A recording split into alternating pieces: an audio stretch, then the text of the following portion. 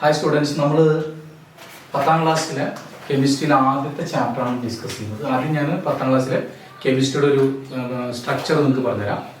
7 ചാപ്റ്റേഴ്സാണ് നിങ്ങൾക്ക് 10ാം ക്ലാസ് കെമിസ്ട്രിയിലുള്ളത്.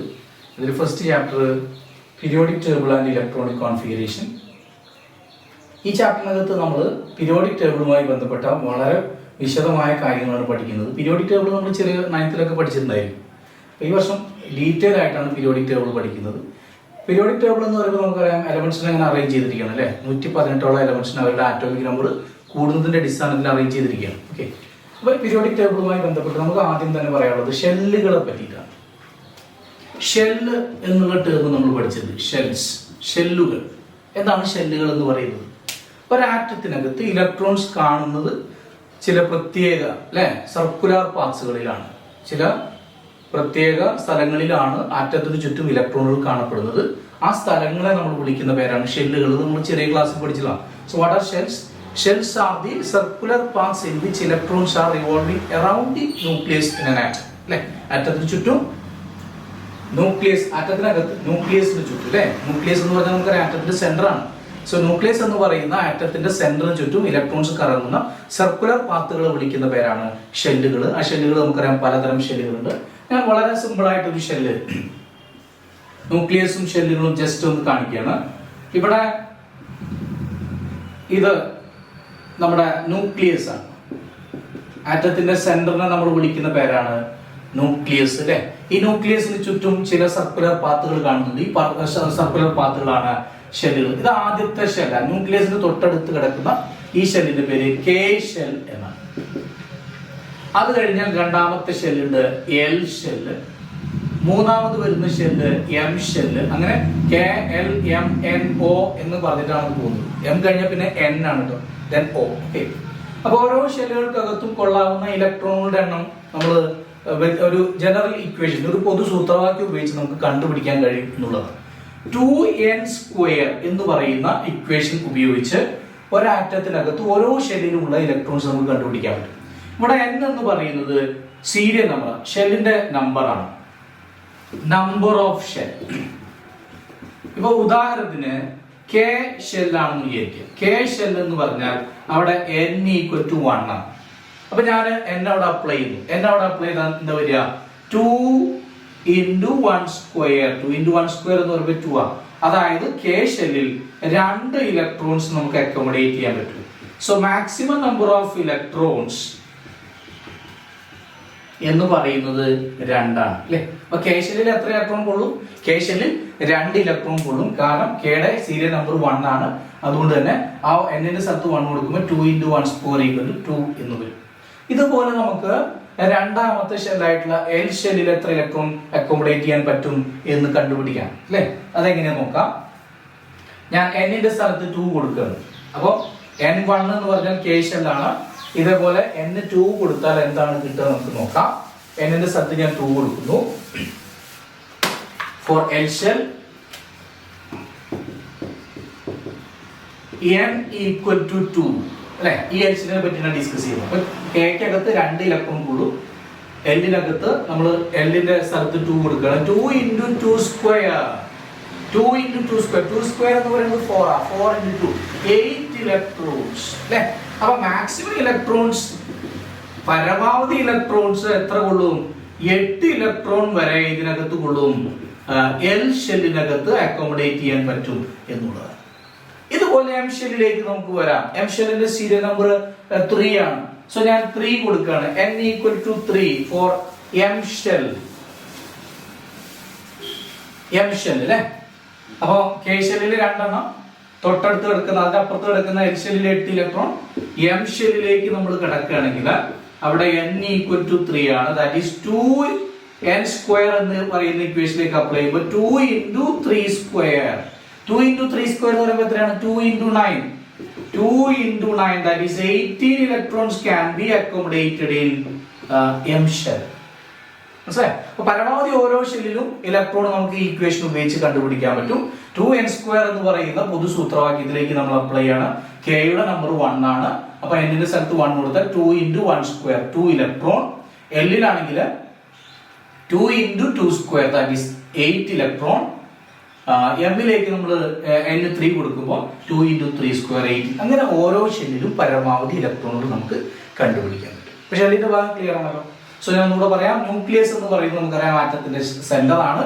ആ സെന്റർ ആയിട്ടുള്ള ന്യൂക്ലിയസിന് ചുറ്റും ഇലക്ട്രോൺസ് കറങ്ങുന്ന സർക്കുലർ പാത്തുകളെ അല്ലെ ഭ്രമണപഥങ്ങളെ നമ്മൾ വിളിക്കുന്ന പേരാണ് ഷെല്ലുകൾ അഥവാ ഓർബിറ്റുകൾ. ന്യൂക്ലിയസിന് തൊട്ടടുത്ത് കിടക്കുന്ന ഷെല്ല് K ഷെല്ലാണ്. അത് കഴിഞ്ഞ് വരുന്നത് L ഷെല്ലാണ്. പിന്നീട് വരുന്നത് M ഷെല്ലാണ്. ഓരോ ഷെല്ലിലും പരമാവധി ഇലക്ട്രോണുകൾ കണ്ടുപിടിക്കാൻ നമ്മൾ ഉപയോഗിക്കുന്ന ഇക്വേഷൻ ആണ് 2n². ഇത് ഉപയോഗിച്ച് നമുക്ക് ഓരോ ഷെല്ലിലുള്ള പരമാവധി ഇലക്ട്രോണുകളുടെ എണ്ണം കണ്ടുപിടിക്കാൻ പറ്റും എന്നുള്ളത്.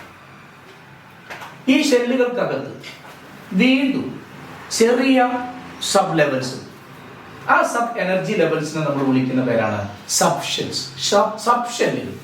അപ്പൊ എന്താണ് ഈ സബ് ഷെല്ലുകൾ എന്നുള്ളത് നമുക്ക് നോക്കാം. So what R sub shells? there are sub energy levels inside any shell. എല്ലാ ഷെല്ലുകൾക്കകത്തും ചെറിയ എനർജി ലെവലുകൾ ഉണ്ട് അല്ലേ? ആ എനർജി, ഫോർ എക്സാമ്പിൾ നമ്മൾ ഒരു ട്രെയിന് ഒരു ആറ്റം ആണെന്ന് നമ്മൾ വിചാരിക്കുക. അതിനകത്ത് ഓരോ കമ്പാർട്ട്മെന്റുകൾ ഉണ്ട് അല്ലെ? അതിൽ ഓരോ കമ്പാർട്ട്മെന്റും ഓരോ ഷെല്ലാണെന്ന് വിചാരിക്കുക.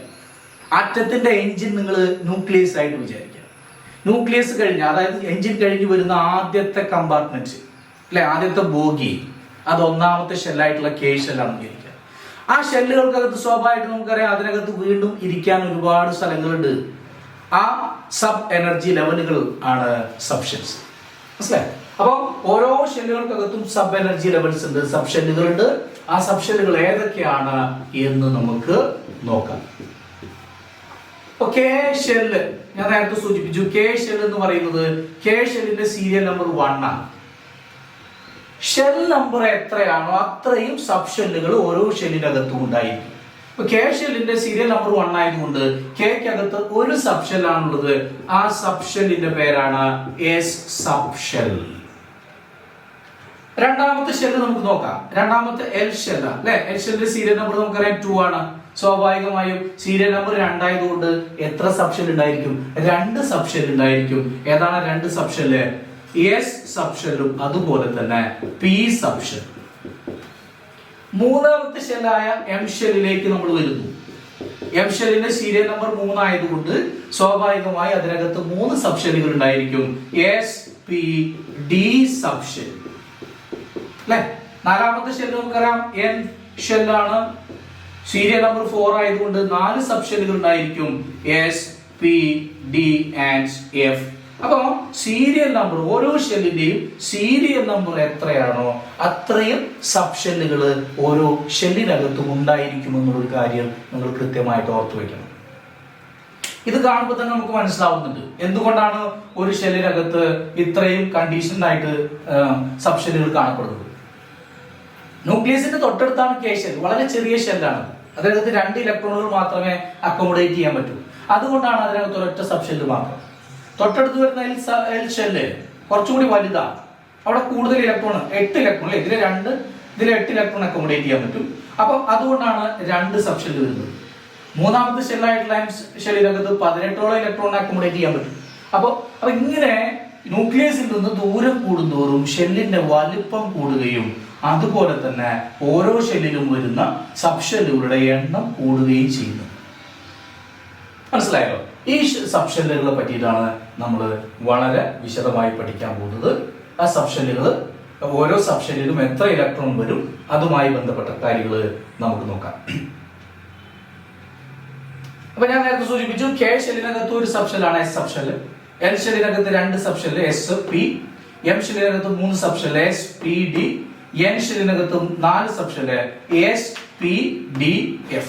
ഓക്കെ, ഇനി ഓരോ സബ് ഷെല്ലിനകത്തും പരമാവധി ഉൾക്കൊള്ളാനാവുന്ന ഇലക്ട്രോണുകളുടെ എണ്ണം എത്രയാണ് എന്ന് നമുക്ക് നോക്കാം.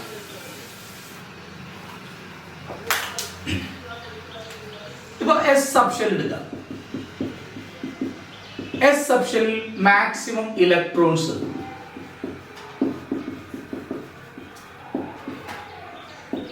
2 ഇലക്ട്രോൺ ആണ് S സബ് ഷെല്ലിൽ കാണാം. അത് K ലാണെങ്കിലും L ലാണെങ്കിലും M ലാണെങ്കിലും N ലാണെങ്കിലും ഏതൊരു S സബ് ഷെല്ലിനകത്തും 2 ഇലക്ട്രോൺസ് കാണാൻ സാധ്യതയുണ്ട്.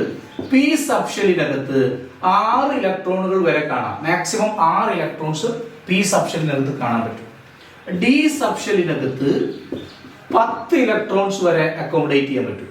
ഓക്കെ, എഫ് സബ്ഷെൽ ആണെങ്കിൽ അതിനകത്ത് 14 ഇലക്ട്രോൺസ് വരെ അക്കോമഡേറ്റ് ചെയ്യാൻ പറ്റും. So maximum number of electrons that can be accommodated in each subshell can be given.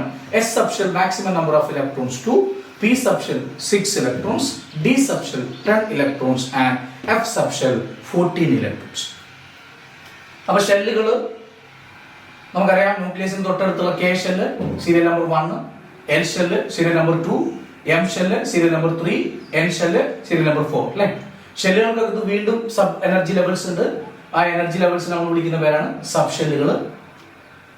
First ഷെല്ലായിട്ടുള്ള കെ ഷെല്ലിനകത്ത് ഒരൊറ്റ സബ് ഷെൽ മാത്രം, എസ് സബ് ഷെല്ല്. എൽ ഷെല്ലിനകത്ത് 2 sub shell, S P sub shells. M ഷെല്ലിനകത്ത് 3 sub shell, S P D sub shells. N ഷെല്ലിനകത്ത് 4 sub ഷെല്ലുകൾ, S P D F. ഓരോ sub ഷെല്ലുകൾക്കകത്തും അക്കോമഡേറ്റ് ചെയ്യാൻ പറ്റുന്ന മാക്സിമം നമ്പർ ഓഫ് ഇലക്ട്രോൺസ് എസിനകത്ത് 2 ഇലക്ട്രോൺസ്, പിക്കകത്ത് 6 ഇലക്ട്രോൺസ്, ഡിക്കകത്ത് 10 ഇലക്ട്രോൺസ്, എഫിനകത്ത് 14 ഇലക്ട്രോൺസ്.